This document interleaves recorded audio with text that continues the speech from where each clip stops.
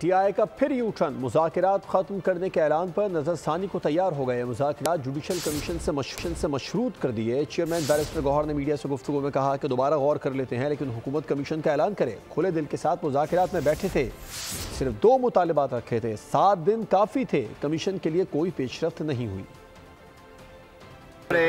बिल्कुल हॉल्ट किए मुज़ाकरात। हमने उनको पहले भी कहा था, बड़ा टाइम हो गया था, एक टाइम फ्रेम होना चाहिए।